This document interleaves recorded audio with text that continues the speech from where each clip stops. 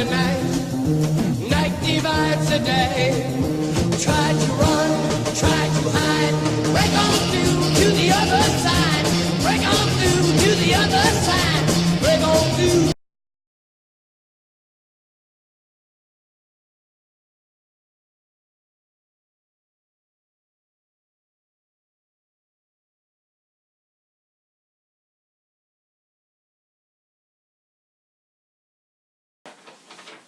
Donc salut à tous, c'est à nouveau le Patriote éclairé. Donc troisième partie de cet entretien commentaire d'actualité de l'automne 2015, partie internationale. Donc là vous voyez que je suis mis à l'aise, il fait chaud.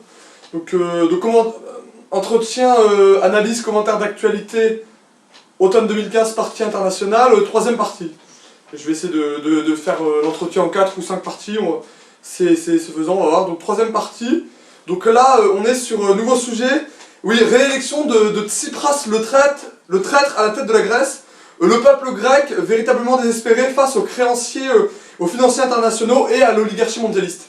Oui, alors ça c'est un sujet qui m'intéresse tout particulièrement. J'avais déjà parlé dans l'entretien partie internationale de la fois dernière de Tsipras le traître, Tsipras le faux opposant au système, Tsipras le demi-opposant, Tsipras qui couchait avec l'oligarchie mondialiste et avec l'Europe. Et là on a véritablement une palinodie nouvelle de Tsipras, un retournement de situation, un double discours absolu, puisque Alexis Tsipras a été réélu à la tête de la Grèce comme Premier ministre, avec Syriza, malgré une scission et une opposition de l'aile gauchiste, de l'aile la plus radicale à gauche à Syriza. Mais malgré tout, Tsipras a réussi à rassembler en ordre de bataille ses sbires, ses affidés. Le peuple grec avait le choix entre Tsipras et les Grecs Nouvelle Démocratie, ou le parti de la droite, on va dire, démocratique, et de la droite centre-droit face à Tsipras. Ils ont préféré, les électeurs grecs, le peuple grec a préféré voter pour Tsipras. Là on voit qu'il y a vraiment un dépit, un désespoir, une désespérance du peuple grec et des électeurs grecs. Un désespoir des électeurs grecs en vérité face aux créanciers internationaux, la Troïka, le cartel bancaire à travers le FMI et la Banque mondiale, l'Allemagne et l'Union européenne qui a mis à genoux la Grèce à travers des politiques néolibérales et de l'austérité folle, de l'austérité économique et sociale et de l'austérité budgétaire et déficitaire folle, et bien évidemment aussi un peuple grec dépité, désespéré face à l'oligarchie mondialiste qui n'en fait qu'à sa tête, et une oligarchie mondialiste, encore une fois, qui passe par l'Europe, le FMI, la Troïka, l'Allemagne aux ordres et sans doute aussi les Américains en sous-main qui participent à la déstabilisation de la Grèce. Et là on voit que bon, la Grèce, là aussi, n'est plus vraiment une démocratie, puisque le peuple grec, les électeurs grecs ne votent plus pour une adhésion à Tsipras, pour Tsipras dans une adhésion à Tsipras, puisque évidemment Tsipras a menti, a trahi le peuple grec, notamment après ce fameux référendum sur l'austérité où Tsipras avait trahi le peuple grec. Donc voilà, après je vais revenir sur le cas de Tsipras, qui est Tsipras, on n'avait pas vraiment parlé la dernière fois. Donc réélection de Tsipras le traître à la tête de la Grèce, que véritablement le traître. Là il couche avec l'oligarchie mondialiste, il couche avec Merkel, avec l'Europe, et un peuple grec véritablement dépité, désespéré, face à des créanciers et face à des financiers internationaux de plus en plus brutaux, de plus en plus violents, qui réclament leur dû, et qui n'hésiteront pas à mettre la Grèce en faillite, même si d'ailleurs elle est déjà en faillite. La Grèce va déposer le bilan, ça y est, c'est peut-être officiel, ce sera peut-être le premier État ou l'un des premiers États, l'une des premières nations qui déposera le bilan, comme une entreprise, un dépôt de bilan. La Grèce est en faillite, la Grèce est à racheter, et tous les rats vont quitter le navire, et tous les vautours, tous les charognards vont venir sur la carcasse fumante du peuple grec et de la nation grecque pour le piller, pour piller ses richesses et pour piller la Grèce. On a déjà vu à travers les privatisations, etc. Les privatisations tout est à vendre en Grèce, tout est à vendre et tout est à acheter. Hein. Les privatisations, les autoroutes, les routes, les ports, les îles, les infrastructures, les aéroports, toutes les infrastructures, tout est à vendre en Grèce. Hein. Donc c'est assez dramatique, donc voilà, une situation dramatique. La réélection de Tsipras le traître à la tête de la Grèce, avec une coalition Syriza, donc toujours une coalition de partis de gauche, de partis soi-disant anti-austérité, même si l'aile la plus gauchiste, la plus à gauche, la plus anti-austérité, la plus eurosceptique et eurocritique, a fait sécession, a fait séparation de Syriza. Bon, Syriza est quand même encore au pouvoir. Pour combien de temps, c'est à interroger. Donc voilà, j'ai pas beaucoup plus de choses à dire là-dessus. Voilà, réélection du traître Tsipras, parce que là, véritablement le traître, puisqu'il avait déjà trahi son peuple le référendum contre l'austérité. Le peuple grec avait voté contre l'austérité, pour le référendum et contre l'austérité. Et Tsipras avait fait avaler la pilule avec une nouvelle thérapie de choc, une nouvelle cure d'austérité. Donc véritablement, voilà, Tsipras traître et un peuple grec dépité face à des créanciers et une oligarchie à la fois européiste, à la fois mondialiste, qui va saigner encore un peu plus la Grèce et le peuple grec, donc c'est à voir. Donc Tsipras, il n'y a plus rien à attendre à mon avis de Tsipras.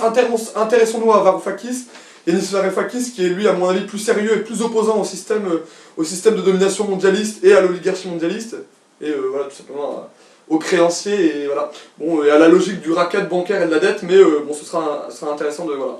Donc réélection de Tsipras le traître, après avoir fait avaler la pilule de la politique d'austérité contre la volonté et la souveraineté du peuple grec en trahissant son référendum, un peuple grec dépité et au bord du... Voilà, une nation grecque au bord de la faillite et un peuple grec au bord de la révolution et de l'insurrection sociale. C'est clair et net. Alors ensuite, pour continuer sur le dossier grec, qui est Tsipras? Alors j'interroge, j'ai déjà parlé pas mal de Tsipras, beaucoup en parlent. Donc qui est Tsipras? Et ben je vais y répondre, trotskiste, immigrationniste, européiste, internationaliste, bref, mondialiste et dans le système intégralement. Donc là je fais un rapide excursus, un rapide focus sur qui est Tsipras. Je vais pas revenir, c'est comme Corbyn, hein, bon, je vais pas revenir sur qui est Tsipras, d'où il vient, des années... il est un peu plus jeune que Corbyn, puisque Corbyn a 60 ans et Tsipras a 40 ans. Là on voit que lui il fait partie de la nouvelle, de la jeunesse, un peu comme Iglesias, ce sont de jeunes leaders politiques de 30-40 ans, c'est un jeune leader politique soi-disant anti-système et soi-disant eurosceptique et anti-mondialiste. Mais on voit que par ses allégeances, par ses origines et de là où il vient, Tsipras est totalement dans le système de domination mondialiste, est totalement aux ordres de l'oligarchie de l'Europe. Parce que, encore une fois, c'est un immigrationniste, il est pour l'immigration de masse, il est pour la régularisation des sans-papiers, l'ouverture des frontières et l'accueil des droits de l'homme des immigrés, donc il est immigrationniste. Il est européiste puisqu'il n'est pas contre l'euro et il fait des tractations avec toute l'Europe et il n'est pas pour sortir ni de l'euro ni de l'Europe, donc il est européiste. Il est internationaliste puisqu'il est trotskiste, il vient du trotskisme, donc de l'internationalisme soi-disant prolétarien, mais au service de la destruction des nations et des acquis sociaux par l'ouverture des frontières et une vision néolibérale appliquée, on va dire, à la gestion des droits de l'homme, ouverture des frontières, immigrationnisme, destruction de la nation, droit de l'homisme intégral, voilà, pour tous les sujets notamment sociétaux.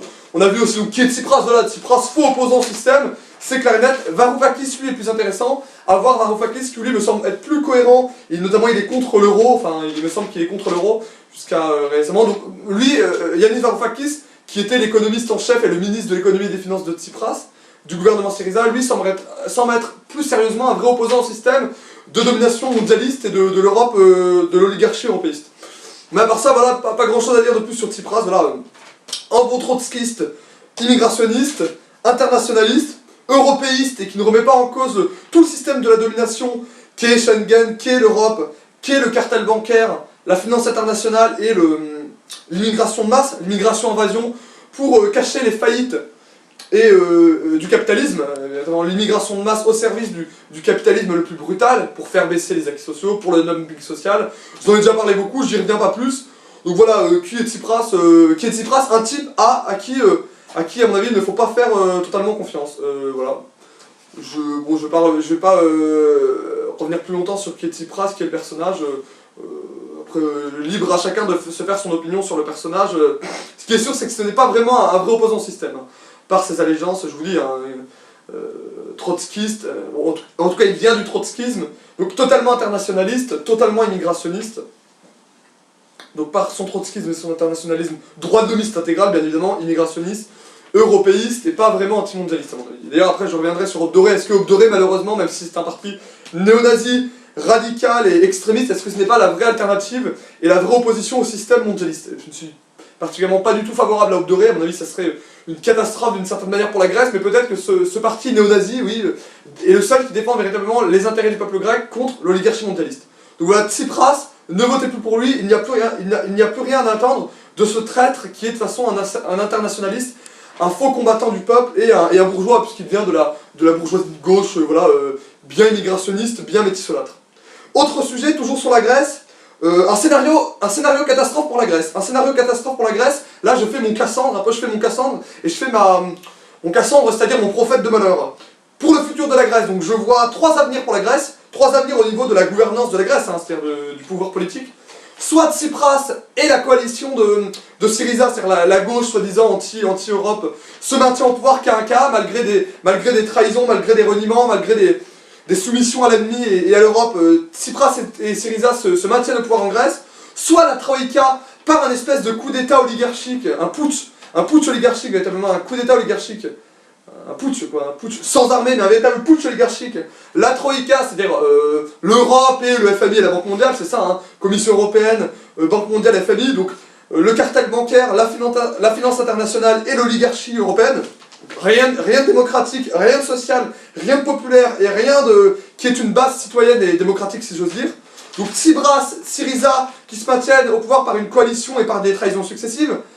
Un coup d'état, un putsch oligarchique par la Troïka, c'est-à-dire par les puissances financières et l'oligarchie mondialiste qui s'exprime à travers l'Europe.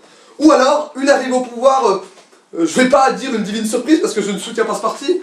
Personnellement d'ailleurs je ne suis pas grec donc je ne soutiens aucun parti en Grèce. J'ai une analyse en tant que patriote, en tant que souverainiste et en tant qu'euro-sceptique et anti-euro. Pour un front anti-euro, véritablement peut-être l'arrivée au pouvoir du parti, bon, soi-disant néo-nazi, que tous les médias traitent de néo-nazi, que moi j'appellerais un parti bon, d'extrême droite radicale et de souverainiste et d'anti-mondialiste. Donc peut-être que Doré est je vais pas dire la voie à suivre, mais en tout cas le parti qui arrivera au pouvoir par les voies démocratiques et légales. Ce qui nous ramènerait d'ailleurs aux heures les plus sombres de notre histoire, les heures les plus sombres de notre histoire, en 1933, en Allemagne avec un certain moustachu, un certain chancelier Adolf Hitler, qui est arrivé au pouvoir en Allemagne par les voies démocratiques et qui avait été nommé chancelier de l'Allemagne par les voies démocratiques et légales.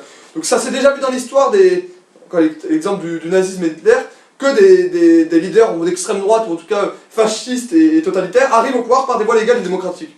Je ne sais pas ce qui en sera de Doré, voilà, bon, mais j'ai fait, voilà mon scénario catastrophe pour la Grèce, et peut-être que Doré serait une alternative à l'oligarchie mondialiste et au système de prédation qui est le mondialisme, c'est-à-dire le mondialisme économico-financier, c'est-à-dire la destruction et la mise en esclavage des nations et des peuples par le cartel bancaire et l'oligarchie financière mondialiste. Hein. Que là on est sur une gouvernance globale mondialiste, on connaît tout ça, donc voilà c'est tout. Donc après avoir parlé de la réélection du traître Tsipras, avoir décortiqué qui était Tsipras, ce faux opposant, eh bien je m'interroge sur un scénario catastrophe pour la Grèce. En effet on se dirige sans doute vers un scénario catastrophe pour la Grèce. Donc j'ai fait mon Cassandre, donc ce scénario catastrophe, cette prophétie pour le futur, quand je dis le futur ça peut être à court, moyen, long terme. Hein. Ça peut être demain, ça peut être dans 1 an, ça peut être dans 5 ans, dans 10 ans. Voilà, moi, ma prophétie, c'est soit Tsipras et Syriza se maintiennent au pouvoir par des coalitions de gauche, des trahisons, des reniements successifs. Sinon, la Troïka, par un putsch, un coup d'état oligarchique de l'Europe, et antidémocratique bien évidemment, en plaçant des cadres sans doute de Goldman Sachs, de l'Europe mondialiste au pouvoir, ou alors Doré. Donc voilà, 3 alternatives. L'alternative Tsipras-Syriza, que la Grèce subit, tout en la soutenant depuis le début de l'année, soit la Troïka, c'est ce qu'on a fait en Italie quand Berlusconi a été dégagé, on a mis à la tête du conseil de l'Italie un type de Goldman Sachs. Hein. On peut même penser à la BCE avec Mario Draghi, hein, qui est un cadre de Goldman Sachs. Je crois que c'était Mario Monti en Italie, enfin bref. Donc soit, sinon, la Troïka, c'est-à-dire l'Europe avec un putsch oligarchique et en plaçant des cadres, et en fait des cadres de la finance internationale, Goldman Sachs pour encore plus jouer aux prédateurs financiers et dépecer la Grèce, dépecer ce qui reste de Grèce. Ou alors, je ne parlerai pas de divine surprise bien évidemment, mais une arrivée au pouvoir étonnante, peut-être démocratique et peut-être par les voies démocratiques et les urnes, de Doré au pouvoir, peut-être Doré étant la seule alternative à l'oligarchie mondialiste. Je me pose la question, hein, j'ai pas la réponse. Alors autre sujet, alors là grotesque et risible, l'Arabie Saoudite nommée au Conseil des droits de l'homme de l'ONU, une arnaque et une escroquerie intégrale qu'il faut dénoncer.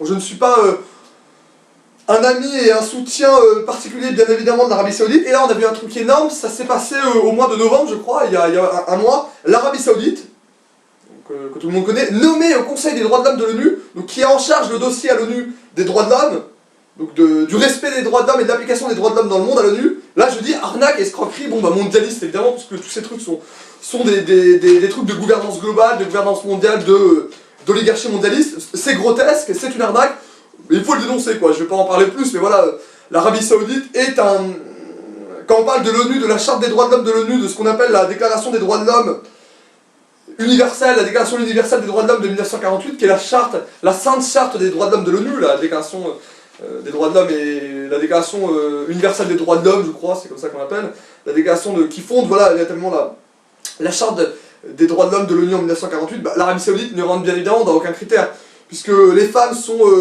persécutées, sont des minorités dans leur propre pays. Il y a le lynchage et le lynchage à travers le fouettage des opposants politiques. Bon, bien évidemment, persécution des minorités homosexuelles et religieuses, donc c'est un État, bon, on peut dire totalitaire, mais c'est une théocratie très très dure, sur une ligne wahhabiste, donc wahhabo-salafiste, donc d'un islam très radical et très rigoriste, qui n'est pas vraiment un islam des droits de l'homme, un islam modéré qu'on nous vend nous en Europe. Hein. Ce qui est assez drôle, c'est que nous on nous vend en Europe et en Occident un islam des droits de l'homme, un islam des Lumières. Par contre, on soutient des pays qui sont totalement obscurantistes, rétrogrades et radicaux par rapport à leur vision de l'islam. C'est-à-dire que le double discours. En Europe, un islam des Lumières, un islam démocratique et un islam des droits de l'homme. Et par contre, on soutient les pétromonarchies du Golfe comme l'Arabie Saoudite qui pratiquent un islam et qui ont une lecture de l'islam rigoriste, rétrograde, théocratique, wahhabiste. Hein, voilà. C'est le wahhabo-salafisme, hein, comme on dit, le wahhabo-salafisme. Au moins le wahhabisme, qui est l'idéologie islamique officielle du royaume de la monarchie saoudienne. Donc rien de plus à dire, c'est grotesque absolument, il faut le dénoncer comme une tartufferie, comme une arnaque, comme une escroquerie oligarchique de l'ONU, qui n'est rien d'autre qu'un des piliers de la gouvernance globale et de la domination mondialiste. L'ONU, comme d'autres choses, bon bah il faut le dénoncer parce que c'est grotesque, puis surtout on n'arrête pas, surtout en France, de nous faire des leçons sur les droits de l'homme, voilà, les droits de l'homme, le respect des droits de l'homme, des minorités. Ben moi je dis, il n'y a pas vraiment de respect des droits de l'homme dans ce cas-là, donc Arabie Saoudite à la tête du Conseil des droits de l'homme de l'ONU, c'est grotesque, donc je sais pas qui a voté, mais voilà. Une arnaque et une escroquerie qu'il faut dénoncer, mais comme je vous l'ai dit, hein, l'arnaque et l'escroquerie en fait c'est l'ONU aujourd'hui. À une certaine époque, l'ONU a pu être quelque chose d'intéressant pour lutter contre les conflits, contre la guerre et pour la paix dans le monde, pour le règlement pacifique des conflits dans le monde et des guerres, mais aujourd'hui c'est un des piliers de la domination mondialiste et oligarchique dans le monde. Donc l'Arabie Saoudite au Conseil des droits de l'homme de l'ONU, arnaque intégrale, escroquerie, c'est comme, je sais pas, si on avait nommé Marc Dutroux, je sais pas, au ministère de la protection de l'enfance, quoi, voilà, un pédophile à la protection du ministère de l'enfance, ou je sais pas, mais enfin ouais, un truc à la con, quoi. Une contradiction absolue qui prouve la contradiction et le pourrissement du système mondialiste en phase de décomposition finale. Donc l'Arabie Saoudite au Conseil des droits de l'homme, bien évidemment l'Arabie Saoudite ne respecte absolument pas les droits de l'homme, ou du moins les droits de l'homme comme on les conçoit en Occident et comme le conçoit l'ONU, c'est-à-dire respect des femmes, respect des minorités, respect des homosexuels, des droits de l'homme. Donc l'Arabie Saoudite au Conseil des droits de l'homme de l'ONU, grotesque. Et surtout ça prouve que l'ONU est totalement acheté par les lobbies. Hein. Lobby israélien, lobby américain, lobby des armes, et l'Arabie Saoudite a aussi acheté l'ONU. C'est comme le fait que l'Arabie Saoudite puisse décrocher l'accueil de la Coupe du Monde de football, alors que c'est un pays qui ne joue pas au football et qui fait 50 degrés en été. Là on voit bien qu'il y a une perversion et il y a une corruption dans toutes ces instances mondialistes et qui prouvent les rapports de force et les rapports de domination des puissances qui ont acheté totalement l'ONU. J'ai que ça à dire. Alors oui, autre sujet. Différent, oui, alors là je mets Vladimir Poutine, superstar, homme incontournable, à travers différents dossiers, Syrie, Daesh, Ukraine. C'est surtout Daesh que je vais parler, hein, parce que l'Ukraine je vais pas en parler plus. Bon, on a vu que Poutine a réussi à négocier, bon, les accords de Minsk, à négocier un cessez-le-feu, une cessation des combats dans l'est de l'Ukraine, ça je vais pas y revenir. Bon, la Syrie, on a vu aussi Poutine, mais ça j'en avais déjà parlé. Pourquoi je dis Poutine superstar, l'homme incontournable? J'en avais déjà parlé sur son intervention à la tribune de l'ONU, remarquable et magistrale, qui avait permis, dans un soutien à la fois au gouvernement de Damas, à Bachar al-Assad, donc on maintient au pouvoir de Assad, qui est le chef d'État, qu'on le veuille ou non, démocratiquement élu et légitime et souverain dans son propre pays, pardon, et surtout Daesh, le cas Daesh. Oui, alors là, Poutine superstar, d'ailleurs j'en reparlerai après avec Merkel, qui lui mériterait d'être nommé homme de l'année du Time, et pas Merkel, qui a juste appliqué qui est juste le bon soldat de l'empire mondialiste et qui fait de la bonne géopolitique impériale. J'en parlerai, hein, mais oui, voilà. Poutine, lui, mériterait d'être l'homme de l'année. Alors, bon, je dis pas le prix Nobel de la paix, puisque ce n'est pas non plus un grand pacifiste. Pas au prix Nobel de la paix, mais on voit très bien que, sur le cas de Poutine, que Merkel, elle, a rendu et nommé prix Nobel de la paix, pas pour sa volonté de résoudre les conflits pacifiquement, pour son œuvre de paix. Non, non, Merkel a été nommée prix Nobel de la paix, comme je l'ai déjà dit, pour parachever la domination mondialiste sur l'Europe à travers l'immigration de masse, la pénétration aussi du capitalisme financier en Europe. Donc voilà, Merkel applique la doctrine et les dogmes de l'oligarchie mondialiste, véritablement. Merkel est aux ordres de l'Empire américain, et fait de la bonne géopolitique impériale. Et là on voit que Poutine, lui, ne sera jamais nommé prix Nobel de la paix ni homme de l'année, parce que lui, il va bien évidemment contre. Il est le grain de sable dans la machinerie du nouvel ordre mondial, véritablement. C'est le grain de sable dans le nouvel ordre mondial et la marche finale vers le nouvel ordre mondial, le chaos programmé et la destruction des nations. C'est ça le nouvel ordre mondial, c'est ça le mondialisme. Moi quand je parle de nouvel ordre mondial, de gouvernance globale, de mondialisme, c'est pareil. C'est-à-dire une destruction à terme des nations, des peuples et des nations et des peuples pour les soumettre dans une gouvernance globale et une dictature mondialiste à l'échelle mondiale. Pilotée bien évidemment par les Américains et par la finance de Wall Street, c'est-à-dire à la fois la puissance politique qui est les États-Unis et surtout le cartel bancaire et financier mondialiste, c'est-à-dire Citi et Wall Street. Bon, mais je reviens pas sur ce qu'est le nouvel ordre mondial, la gouvernance globale et l'oligarchie mondialiste, pour pas parler de complot et pour pas faire de complotiste. Et voilà, véritablement, Poutine, lui, superstar incontournable. Juste pour parler, voilà, Poutine a commencé à bombarder Daesh, j'y reviendrai après avec le crash de l'avion russe dans le Sinaï et de la guerre déclarée de Daesh contre Poutine, puisque Poutine a lui-même déclaré la guerre à l'organisation terroriste, à Daesh, à l'État islamique, lors de sa tribune. Donc Poutine superstar, Poutine homme incontournable, bien évidemment qui ne sera jamais nommé prix Nobel de la paix, car leader anti-mondialiste, leader anti-impérialiste, enfin en tout cas l'empire qui existe aujourd'hui, qui est l'empire américain et l'oligarchie mondialiste. Et lui, Poutine n'applique pas n'est pas aux ordres de la politique étrangère impériale américaine et n'est pas aligné sur la stricte géopolitique impériale. Bon, qui est la stratégie du chaos, le nouvel ordre mondial, je vais pas y revenir. Donc voilà, donc je finis là-dessus, voilà, vous verrez jamais Poutine avec le prix Nobel de la paix, peut-être homme de l'année, je crois qu'il a déjà été homme de l'année pour le Time, mais en tout cas jamais prix Nobel de la paix. Poutine ne rend pas service à l'oligarchie mondialiste et ne rentre pas dans le cadre de la géopolitique impériale américaine. Bon bref voilà, mais Poutine, homme incontournable, superstar. Ou Ukraine, Syrie, pour son soutien à Assad et pour son discours musclé à la tribune de l'ONU, qui a fait l'alignement des planètes diplomatiques. On voit que quand Poutine parle, c'est un peu comme le Front National en France, hein, c'est là. Quand Poutine parle, tout le monde se tait, tout le monde écoute, et tout le monde se met sur sa ligne. Mais surtout Daesh, véritablement, sa volonté d'éradiquer Daesh. Alors on prétend qu'il ne combattrait pas vraiment Daesh, on prétend que Poutine jouerait plutôt un double jeu, bombarderait plutôt les ennemis du régime et pas Daesh. Je rappelle que Daesh, l'État islamique, est un des ennemis du régime. C'est pas peut-être, il y a aussi cette opposition djihadiste, terroriste qui ne fait pas partie de Daesh, comme Al-Nusra, qui est opposé au régime de Damas et de Assad. Mais Daesh, l'État islamique, fait bien évidemment un ennemi du régime d'Assad, qui est un régime nationaliste, socialiste et laïque, que Daesh combat bien évidemment. Donc voilà, sur Poutine, c'était tout. Voilà, quand Poutine parle, tout le monde se tait. Poutine est la superstar et l'homme incontournable de l'année 2015, encore plus qu'avant. Il est celui qui fait l'alignement des planètes diplomatiques, celui qui fait bouger les choses au niveau des relations internationales et de la diplomatie, avec là une volonté affichée et nette de bombarder Daesh. On l'a vu, hein, l'aviation russe a commencé à bombarder Daesh et les places stratégiques de Daesh. Donc voilà, Poutine déclare la guerre à Daesh, enfin. Ensuite, tout autre sujet, je vais finir d'ailleurs là-dessus. Le bombardement d'un centre MSF, c'est-à-dire Médecins sans frontières en Afghanistan, par l'aviation américaine des États-Unis, un crime de guerre pour l'interrogation. Alors ça, on a vu ça aussi en octobre, je remonte un peu loin. On a vu ce truc hallucinant, c'est-à-dire que l'aviation américaine, l'aviation des États-Unis, a bombardé un centre de MSF, c'est-à-dire de Médecins sans frontières, je crois.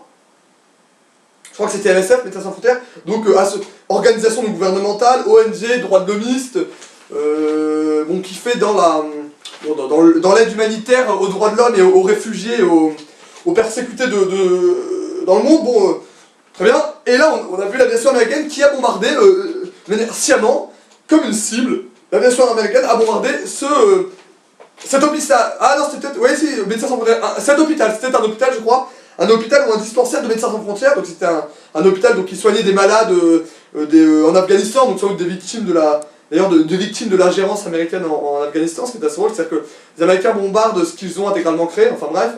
Je reviendrai après sur une analyse rapide sur où en est-on après les 15 ans après l'ingérence et l'intervention américaine en Afghanistan. C'est le chaos total et c'est les talibans bientôt à Kaboul, donc les islamistes qui s'empareront les islamistes qu'on était censés chasser, qu'on a renforcés depuis, ce qui est assez drôle, ce qui est la stratégie du chaos et la stratégie du nouvel ordre mondial pilotée par les Américains. Bref, je vais en reparler, mais voilà, juste pour finir, bombardement d'un hôpital du MSF en Afghanistan par l'aviation américaine, c'est un crime de guerre, ça a fait une cinquantaine de morts, c'est un crime de guerre, c'était sciemment, il y avait une volonté, donc un truc hallucinant, puisque ce sont quand même des victimes civiles innocentes, hein, puisqu'on parle de droits de l'homme.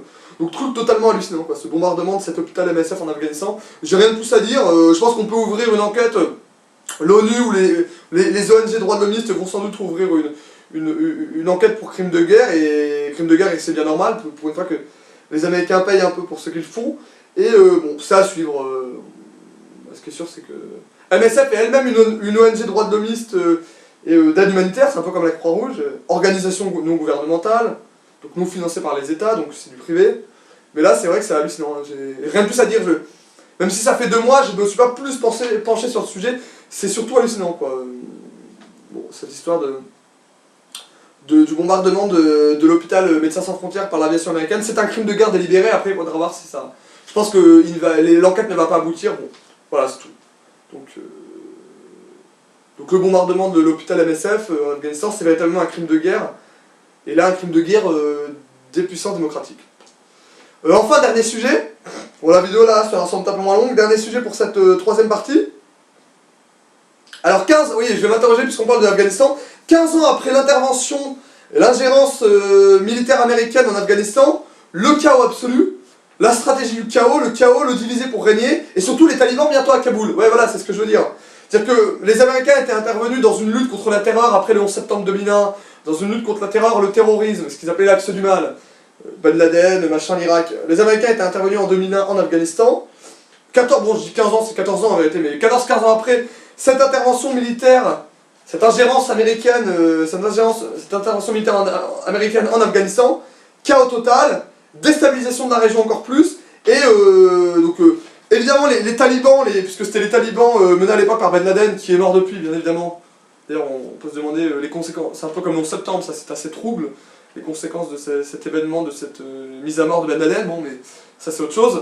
Non, véritablement les talibans à Kaboul, donc Kaboul, vous savez très bien, comme chacun sait, c'est la capitale de l'Afghanistan, c'est la principale ville de l'Afghanistan, je ne sais pas trop où ça se trouve. Bon, et on sait que les talibans ont totalement essaimé maintenant dans le nord de l'Afghanistan, bon, le Pakistan bien évidemment, ce sont un arc de crise terroriste et de talibans. Bon, c'est très préoccupant, c'est très inquiétant, Voilà, c'est surtout, je voulais faire le procès de ces ingérences droits de l'hommiste, de l'ingérence humanitaire, du devoir et du droit d'ingérence au nom de... Bon là, c'est d'ailleurs pas du devoir d'ingérence, c'était de la pure opération militaire et brutale d'intervention américaine. Ça a déstabilisé la région, ça a livré ce pays, cet État, qui n'en était d'ailleurs pas vraiment un, quoi. L'Afghanistan a toujours été un État-nation fait de briques et de broc, mais ce qui est sûr, c'est que cet État et la région plus globalement asiatique et moyen-orientale a été livrée au chaos. C'est la stratégie du chaos, la stratégie du nouvel ordre mondial, la stratégie du mondialisme, de tout détruire, les nations, les cercles, les réseaux de résistance pour, derrière la stratégie du chaos, la gouvernance globale et la domination mondialiste. Parce que c'est plus facile de dominer des dominés, si j'ose dire, de dominer des gens affaiblis, de dominer des pays en guerre civile, voilà, de contrôler des zones comme ça de chaos. Donc j'ai rien vraiment de plus à dire sur cette partie, voilà. 15 ans après l'intervention américaine en Irak, en Afghanistan, j'aurais pu parler d'Irak mais bon, pas là. Catastrophe absolue, chaos total, hein, chaos total. Les talibans à Kaboul, on a vu, oui, donc que les talibans ont remporté les élections, là, ou sont en passe de remporter les élections législatives, ou je sais pas quoi, ou... Enfin bref, ils sont en passe de remporter les élections donc démocratiques, là aussi. Les islamistes, quand les islamistes jouent le jeu démocratique, un peu comme il y a eu les frères musulmans et Mohamed Morsi en Égypte, les frères musulmans et Morsi avaient joué le jeu des élections démocratiques et étaient arrivés au pouvoir par les voies démocratiques et les urnes, par le plébiscite démocratique et citoyen en Égypte. Bon, des fois les islamistes, qui sont pourtant des sacrés zigotos totalitaires, jouent le jeu démocratique et le jeu des élections. Donc ils nous prennent d'ailleurs à notre propre jeu, si j'ose dire, démocratique. Et voilà, bon. 15 ans après l'intervention américaine en Afghanistan, encore une fois, voilà, le chaos total et... demain, les talibans à Kaboul, là, on peut vraiment avoir, après 20-25 ans comme ça, une vision catastrophique de ce qu'ont été ces interventions militaires au nom des droits de l'homme, cette ingérence soi-disant démocratique et droits de l'homme, le drôle devoir d'ingérence comme on disait jadis, et la catastrophe. On a le recul nécessaire avec 10-15 ans, une vingtaine d'années, notamment en Yougoslavie, en Irak, enfin toutes les régions qui ont, et les zones dans le monde qui ont été déstabilisées par les Américains et par je dirais le nouvel ordre mondial et le grand plan du mondialisme, c'est-à-dire le chaos sanglant, l'anarchie sanglante voulue du mondialisme et du nouvel ordre mondial pour la stratégie du chaos, du diviser pour régner, voilà, véritablement, donc j'ai rien de plus à dire.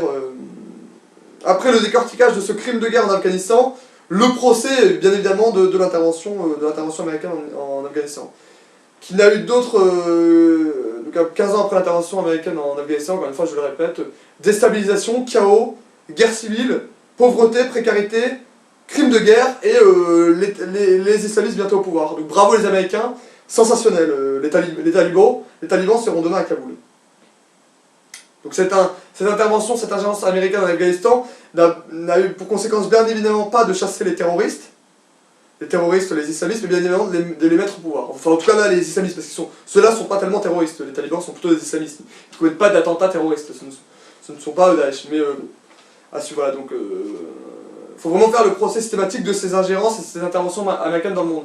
Puisque ça déstabilise des régions, ça met le chaos et l'anarchie, et ça favorise les terroristes et les islamistes partout dans le monde. Donc voilà, j'en ai fini pour cette troisième partie de commentaires. On se retrouve tout de suite pour la continuation de cet entretien commentaire d'actualité automne 2015, partie internationale, quatrième partie. Salut à tous et à tout de suite.